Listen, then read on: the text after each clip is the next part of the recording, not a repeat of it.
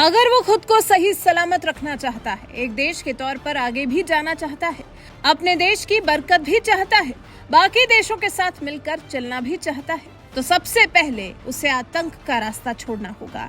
और दूसरा, लोग ये भी कह रहे हैं कि अगर चाय पीना पाकिस्तान छोड़ देता है तब भी पाकिस्तान को किसी देश के आगे भीख नहीं मांगनी पड़ेगी, क्योंकि पाकिस्तान को भीख आसानी से मिल भी तो नहीं रही। रो रहा है, गिड़गिड़ा रहा है, यहाँ तक कि भारत की भी चापलूसी कर ले रहा है, ये सोचकर कि सबकी मदद करने वाले नरेंद्र मोदी के भारत को शायद पाकिस्तान की हालत देख उस पर भी तरस आ जाए। लेकिन पाकिस्तान से भारत का रिश्ता थोड़ा अलग है, इसलिए बिना घुटनों पर आए, बिना आतंक का रास्ता छोड़े पाकिस्तान को भारत से ऐसी उम्मीद नहीं करनी चाहिए। लेकिन इसी बीच में यूएई का प्यार लग रहा है जैसे पाकिस्तान के लिए फिर एक बार जाग उठा है।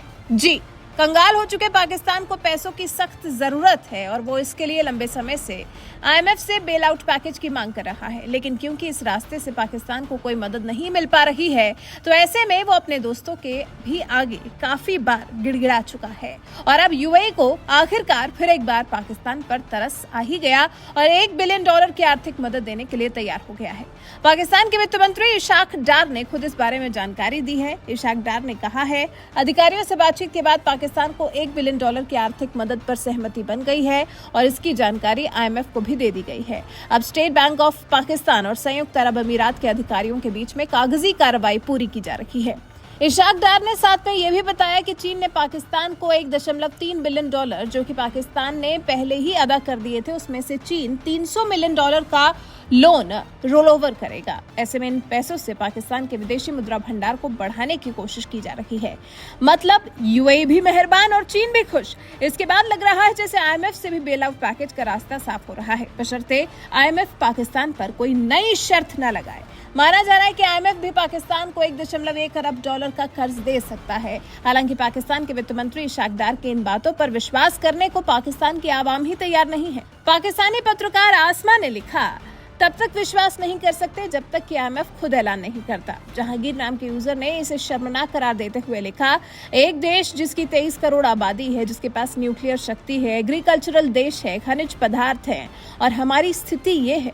अल्लाह हमें माफ करे और अगली बार हमें कोई अच्छा शासक दे जो अपनी जनता की परेशानियों को समझे। सना अरबाब ने लिखा, you have become the worst finance minister for Pakistan twice now, Bravo. मतलब साफ है कि जब तक पाकिस्तान को सच में ये मदद या आईएमएफ से लोन मिल नहीं जाता, तब तक जनता को भी पाकिस्तानी सरकार पर विश्वास नहीं है। और तो और जनता तो ये भी कह रही है कि जनता के नाम पर और देशों को लूटना बंद कर दो।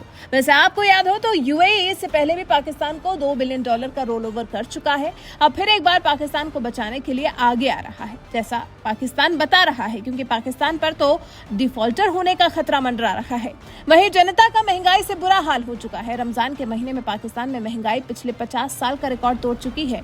आटा के लिए पाकिस्तान में मारामारी हो रही है। जनता भी क्या करे, 75 साल हो गए भारत से अलग हुए। इन 75 सालों के सबसे बुरे आर्थिक संकट से पाकिस्तान गुजर रहा है। फिलहाल तो आईएमएफ से $1.1 बिलियन के बेल आउट पैकेज की ही मांग कर रहा है। ये पैसे साल 2019 में आईएमएफ के $6.5 बिलियन के बेल आउट पैकेज का हिस्सा है।